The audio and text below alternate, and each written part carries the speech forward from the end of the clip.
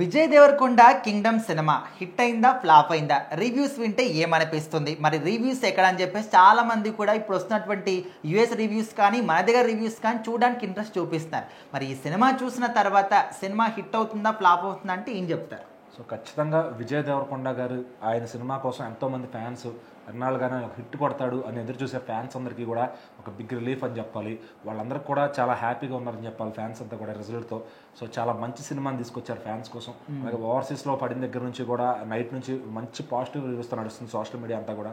ఎక్కడ కూడా negative talk అనేది ఈ సినిమా కనిపించట్లేదు అనమాట. సో ఖచ్చితంగా విజయ్ దేవరకొండ గారు అయితే హిట్ కొట్టారా, కొండన్న హిట్ కొట్టాడని కూడా చాలా మంది సెలబ్రేట్ చేసుకుంటున్నారు సోషల్ మీడియాలో. సో మరి సినిమా విషయానికి వస్తే ఆయన చాలా ఫ్రెష్ పర్ఫార్మెన్స్, చాలా ఫ్రెష్ స్క్రీన్ ప్రెజెన్స్ ఉందన్నమాట.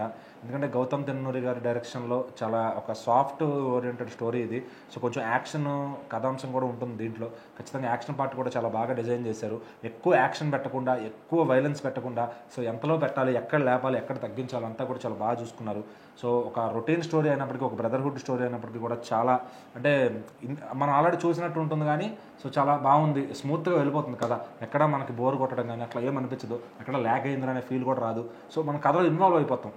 ఇతనికి హీరోకి అంతా పాజిటివ్ జరగాలి, హీరోకి అంతా అనుకున్నల్లా ప్రతిదీ జరగాలి అని ఒక మన మనసులో ఉంటుంది. సో అదైతే మన స్క్రీన్ మీద కనపడుతుంది అనమాట. అరే హీరో ఇక్కడ ఓడిపోకూడదు, ఇక్కడ కొట్టాలి అంటే హీరోతో క్యారెక్టర్తో మనం ట్రావెల్ అవుతాం. సో వాళ్ళందరినీ వాళ్ళు కలవాలి, వాళ్ళిద్దరు బాగుండాలి అని ఆడియన్స్ కూడా అనుకుంటుంటారు అనమాట. సో ఖచ్చితంగా డైరెక్టర్ గారు అక్కడ మాత్రం 100% పాస్ అయ్యారు. అండ్ నెక్స్ట్ విషయానికి వస్తే బ్యాక్గ్రౌండ్ స్కోర్ అనిరుద్ధ్ గారు మాత్రం చితక్ కొట్టేశారు. సో ఆ డైరెక్టర్ గారికి ఎంత కావాలి అంత. మామూలుగా అంతకుముందు మనం చూసుకుంటే రజనీకాంత్ గారికి కానీ వేరే వేరే పెద్ద హీరోలకు కానీ ఎలివేషన్స్ ఉంటాయి, ఎలివేషన్స్కి తగ్గ బీజియం ఉంటుంది. ఇక్కడ ఏంటంటే కథకు తగ్గ బీజియం కావాలి. సో ఖచ్చితంగా అనిరుద్ధ్ గారిని సెలెక్ట్ చేసుకోవడం చాలా మంచి పని. ఆయన అంతకుముందు జెర్సీకి కూడా ఆయనే పనిచేశారు. సో అందులో ఎలా హైస్ వస్తాయి, లోస్ వస్తాయి, ఇక్కడ కూడా అంతే హైస్ లోస్ అలాగే ఉంటాయి మూమెంట్స్ అనమాట. సో అండ్ ఫ్యాన్స్కి ఇంకొక డిసప్పాయింట్మెంట్ ఏంటంటే ఎలివేషన్స్ అనేవి ఎక్స్పెక్ట్ చేయకుండా ఈ సినిమాకి వెళ్ళాలి. సో ఖచ్చితంగా ఎందుకంటే హీరోకి ఎలివేషన్లు ఉంటాయి, మనం ట్రైలర్ చూస్తే కనుక అన్ని ఎలివేషన్స్ అయితే ఉండవు.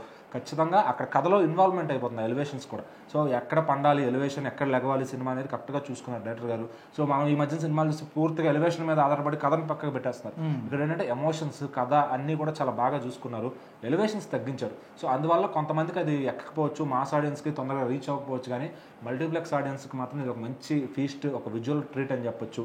ఆ టేకింగ్ కానీ, సినిమా ప్రొడక్షన్ వాల్యూస్ కానీ సో చాలా మంచి లావిష్గా ఖర్చు పెట్టారు. సో మరి విజయ్ దేవరకొండ గారు ఇంతకుముందు మనం చూడని క్వాలిటీ ఆఫ్ ద ఫిల్మ్ ఈ సినిమాలో చూడొచ్చు. ఆయన యాక్టింగ్ కూడా చాలా అంటే చాలా బెటర్ పర్ఫార్మెన్స్ ఇచ్చారు. సో ఇంతకుముందు యాటిట్యూడ్ ఎక్కువ ఉంటుంది, యాక్టింగ్ తక్కువ ఉంటుంది తప్ప ఇక్కడ యాక్టింగ్ అనేది చాలా ఇంప్రూవ్ అయింది.